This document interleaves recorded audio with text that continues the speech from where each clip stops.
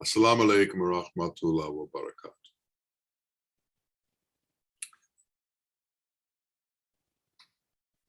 All of us have gone to the movies, and all of us have sat through the time it takes to watch a movie, which is about an hour and a half to 3 hours for a very long movie. Some of these movies cover the span of an entire man's life. They do it in an hour and a half to 3 hours because that's the span that people are willing to go to a movie to, and they have to get it done within that time. The entire life is covered in less than 3 hours. We take years and years and years to cover our lives. But some of us who have reached the golden years, as we'll call them, will tell you that from birth till now seems like an instant, seems like a few seconds, seems like it's come and gone in an instant, and it hasn't taken any time at all. Yet, if we look back at our life, and we look back at the various things that we've gone through and the various situations that we've been involved in,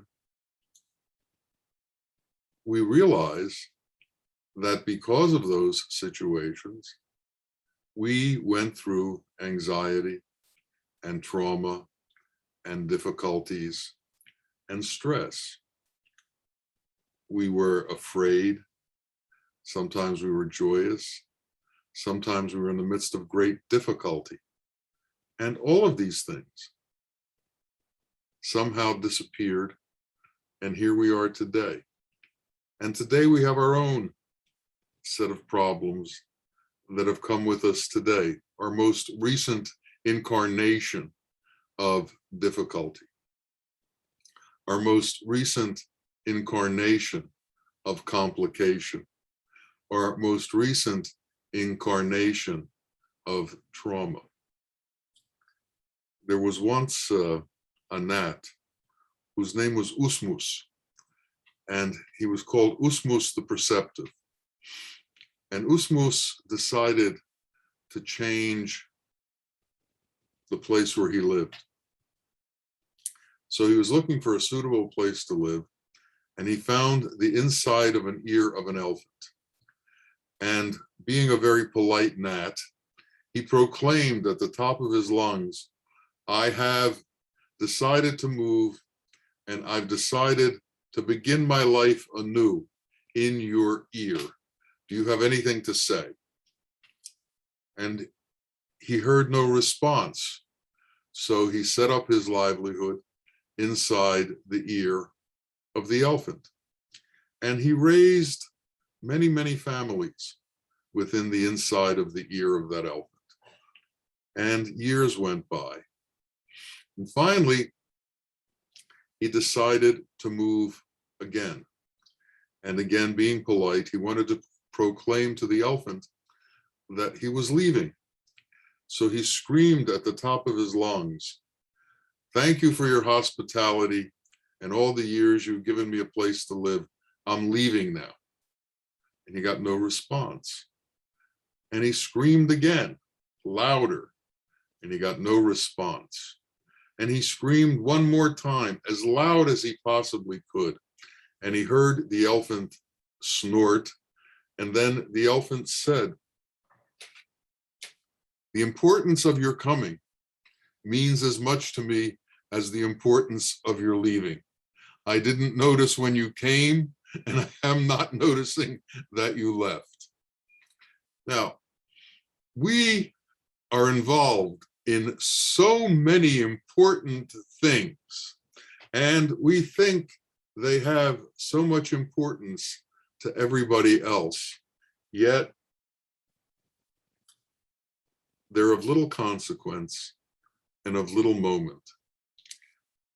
For those of you who know a little bit about baseball, there's a position in baseball called a relief pitcher. A relief pitcher comes in at the end of the game and has to get people out to end the game. It's usually in very, very close games, and it's a position that is placed in the midst of high anxiety. A famous pitcher by the name of Tug McGraw, who played in New York and in Philadelphia, was asked how he puts up with all the anxiety of what he has to do. How does he bear it? And his response was, I think in the future. I think about the time that the sun goes out and everything dissipates. And he says, in light of that, what I'm doing is of very little importance, and I'm able to handle it. Now, each of us goes through our daily lives, and each of us treats everything with a certain amount of importance as to what we do. Some treat things more easily. Some people take everything very, very seriously. Some people are in constant fear as to the outcome of things. Some people are able to glide through things more easily. What separates these people? What is the truth of how we can move forward without fear? How can we do it? There's a story of a stream that was in the mountains, and it was coming down from the mountains, and it wanted to cross the desert. And every time it got to the desert, as fast as it would go across the desert would absorb it. And it couldn't seem to make any headway. It was constantly being absorbed. And he asked, he said, "Oh Lord, the one who created all of this, tell me, how can I cross this desert?" And an answer came to him. The wind crosses the desert, so can you. And the stream responded, but the wind goes above the desert. I have to go over the desert. I can't go over the desert, above the desert. And the voice then came again to him and says, well, then surrender to the wind. Join the wind, and the wind will take you across the desert. And the stream became frightened and said, but if I join the wind, how do I know I'll be able to maintain who I am? I have to give up myself in order to join the wind. And the voice came to him and said, well, in any case, you're going to have to give up who you are. Either the desert will absorb you and you'll be gone, or you're going to let the wind absorb you. And I tell you, if you let the wind absorb you, you'll come back after you realize your true essence, and you'll be a stream again. And so the water coming out of the mountains gave itself up to the wind, and the wind took it and absorbed it and delivered it to the other side of the desert and let it fall in rain. And once again, it formed a stream. It's like that for us. We are in situations that become extremely difficult for us. And we can't seem to find a solution that will get us over this desert that we have to cross. And the wise men tell us that surrender to God, and He will take you across all of the difficulties of your life. He will take you across all of the deserts that you encounter. But man becomes afraid. Well, if I surrender to God, I'll lose my identity. I won't be who I am. I need to be able to maintain who I am. And the response is, well, then suffer. Suffer the difficulties that you have in crossing the desert, or give up and see what can happen. Now, all of us who've gone through the trauma of life, gone through the difficulty of life, gone through all of the different ups and downs and the joys and sorrows, know that there must be another way. Yet, when the other way is presented to us, we become frightened of going that other way because somehow we will lose ourselves. And what is this self that we will lose?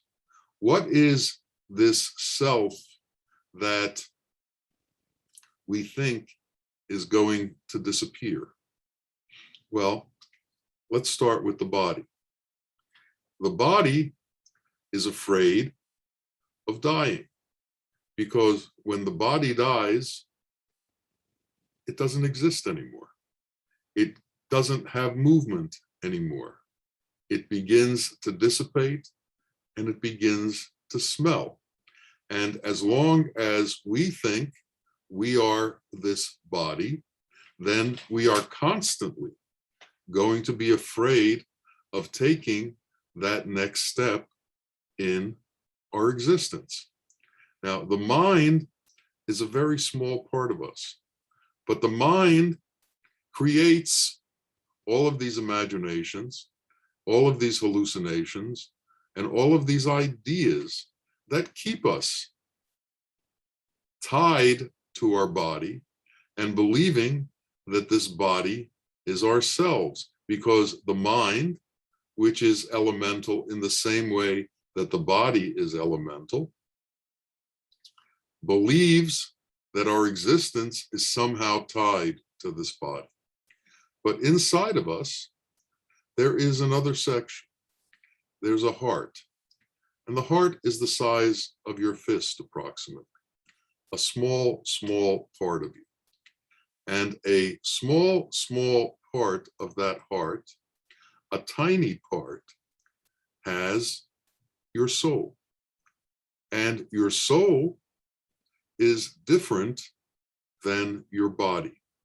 Your soul is not made up of the elements. Your soul is made up of light. And your soul is a ray that Allah, God, put into you, and it is your true self. But it's hidden from you by all these veils and by your attachment to everything that your senses encounter, everything that you see and that you hear and that you touch and that you smell and that you taste. It is surrounded by all of these things. You are surrounded by all of these things, and you are attached to all of these things. Because of being enamored by everything within the world, you begin to think that that is your life, and that is all there is. But we need to understand what is beyond that. We have to understand that our life is not just this body. Rumi said that passing away is like changing your shirt. You take off this shirt for the next shirt. But if you are afraid of what's going to happen next, then you don't allow this natural transformation to take place. You are tied to time because the body is tied to time, and you begin to become afraid of the passage of time. But for that which is eternal, there is no time. There is no passage of time. And if we can surrender to that which is without time, then we can enter into that which is without time. The power of God is great. The power of God is beyond our understanding. The power of God is so majestic that it can solve any of our problems. It can take care of any of our difficulties. It can pull us through whatever situation we are in. But there has to be a belief system in us that actually believes it. We have to go from answering a question like, do you believe in God, with yes, to answering the question, do you believe in God, to every cell in my body believes in God. Every cell in my body believes in his authority and in his ability and in the fact that he watches over us and guides us, that he can take us through everything.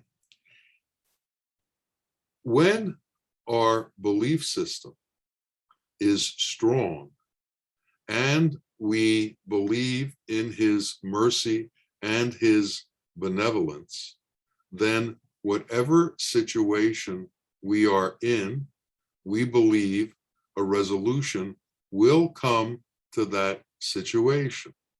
To get to that point, we have to have patience, inner patience, contentment, and gratitude. And if we have those qualities, we can be pulled through the difficulties because of our belief in the qualities.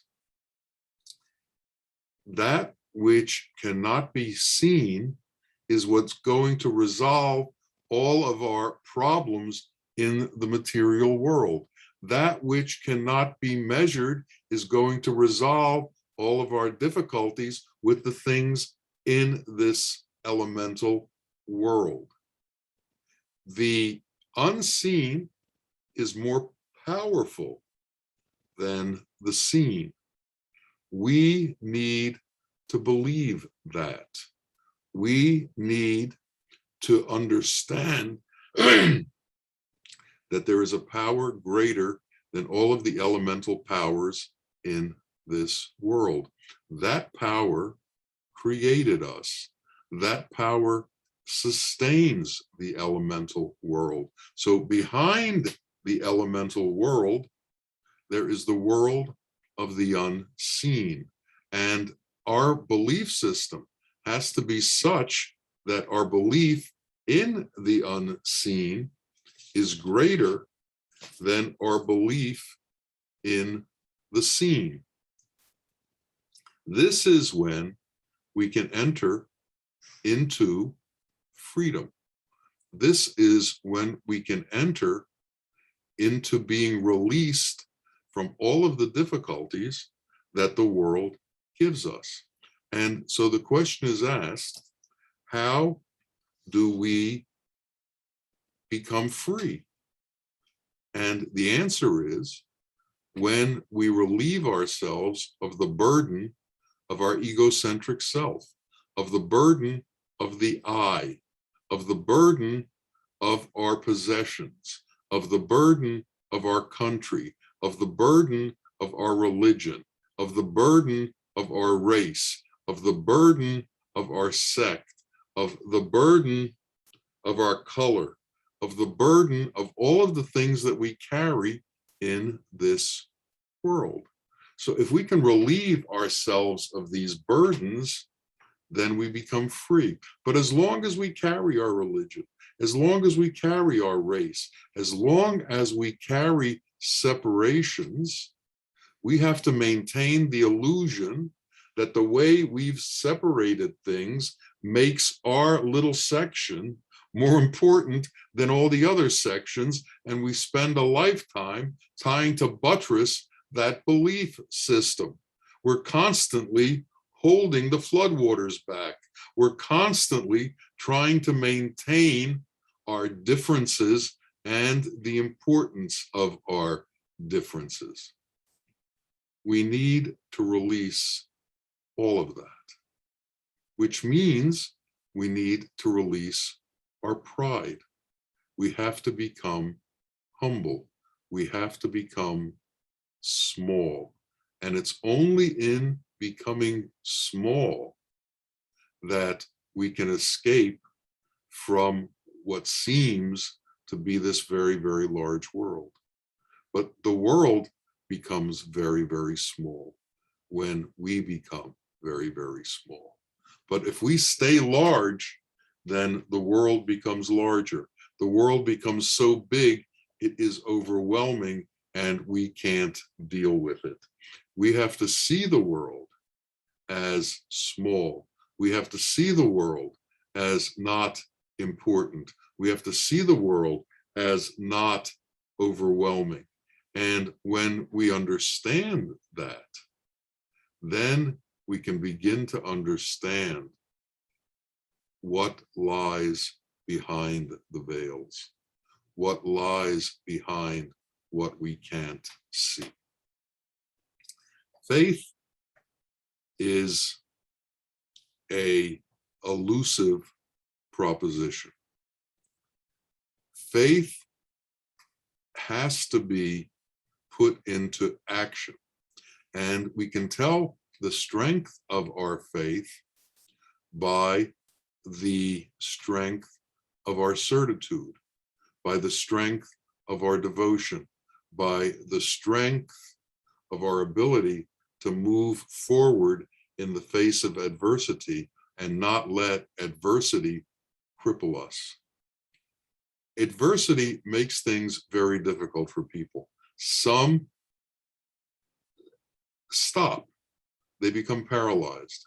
Others move forward as if nothing were going on. To move forward in the midst of adversity takes courage. And where does that courage come from? It comes from the depth of our inner being.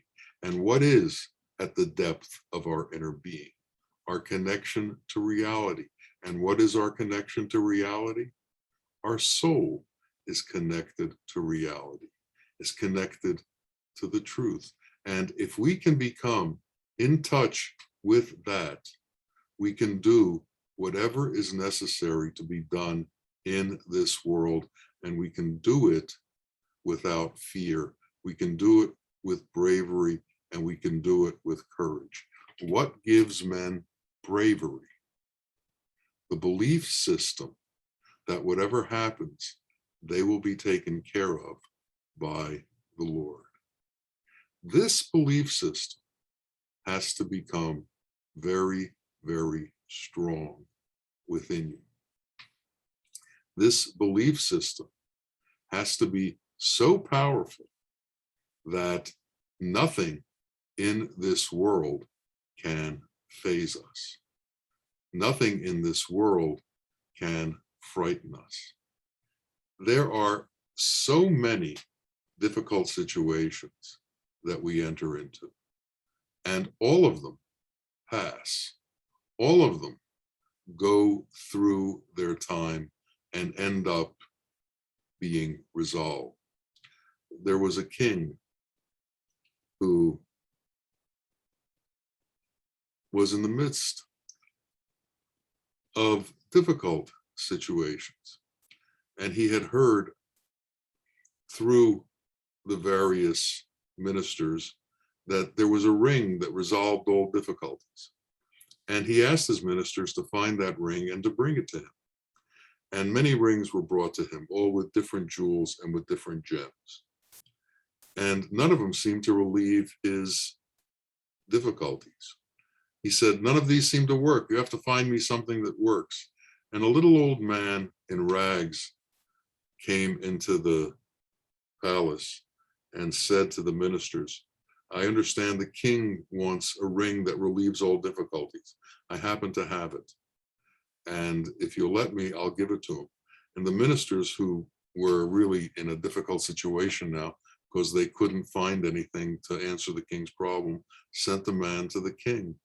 And he pulled out a small ring that had an inscription on it, and he gave it to the king. And the king put it on his finger and looked at it, and it said, this too shall pass. And that was the answer to his dilemma. This too shall pass. And we need to understand that whatever we're involved in, this too shall pass. And just as every situation we are in shall pass, so shall this body pass. And what remains with us is the actions that we took in this life that were either appropriate actions or inappropriate actions, that were either kind actions or actions which were selfish and greedy and self-serving. We need to begin to understand that in order to become what we are supposed to become, we need to begin to imitate the qualities of our Lord. We need to absorb into our being the understanding of the qualities of our Lord. And how do we do this? By finding a teacher who exemplifies the qualities of our Lord, by finding a teacher who is kind and wise and is willing to help others for the sake of our Lord, as opposed to some kind of self-interest that he may have. These men are rare, but these men exist, and we need to attach ourselves to that kind of an individual and that kind of an inclination. And when we begin to understand the benefit of giving as opposed to taking in this world, that's when we'll have turned the corner towards finding reality. That's when we have turned the corner towards finding grace and majesty, towards finding the exalted nature of existence. This world, this illusory world, is made up of things that eat and are eaten. Everything is eating everybody else, everything else. What we need to do is somehow escape from this world of eat or be eaten. One of the things that our Sheikh taught us was that we should attempt to become vegan, attempt to become vegetarian, stay outside of the cycle of eating and be eaten. Now, of course, we are still eating, but we are eating the lower level of existence, the plants, as opposed to the animals. Now, this assists us in our journey, because as we eat animals, we take on the qualities of animals. And those qualities are lower level qualities, because animals can't go beyond the third level of consciousness. And if we eat animals, they keep us in the third level of consciousness, which is intellect. And intellect can never understand God. So if we are to understand those truths that are higher, those truths that are elevated, those truths that are transcendent, we must do what we can in order to bring ourselves to a transcendent state. And one of the things that we have to be careful about as we're moving towards the transcendent state is, what is it that we are putting into our body? And we have to be very careful about what we put into our body. The miracle of a sheikh is that he can transfer to his disciples that which he has. One time I was sitting in front of him and I fell asleep. I slept for the entire talk, and when I woke up, I was a vegetarian. And didn't take any effort on my part. All it took was being there and being the presence and having that moved over to me. And that happened approximately 48 years ago. And things like that can happen. Things like that will happen if you surrender the truth, if you surrender to be taken to the next step in your evolution. That stream could only cross the river by surrendering to the wind. We can only cross towards reality, towards eternity, by surrendering to that which is eternal, and that is God. And to live a life that is totally surrendered to our Creator and allows His will to move us forward as opposed to our own will is a life that we are all looking for. It's the answer to the questions that we are all looking for. It is the way towards peace. It is the way towards contentment. Why? Because our Lord is peace. Our Lord is contentment. These are all qualities of God. And to get these qualities, we have to enter into His space, into His realm. So we need to voluntarily give up the imagination of the mind, the push of the intellect, the grasping of the egocentric self, the self-centered view of the world, release all of that, and enter into the understanding of unity, that all men are created by Him and that all men are loved by Him. And we are part of that universal love. We are part of that universal acceptance. We are part of that unity that exists throughout all of creation.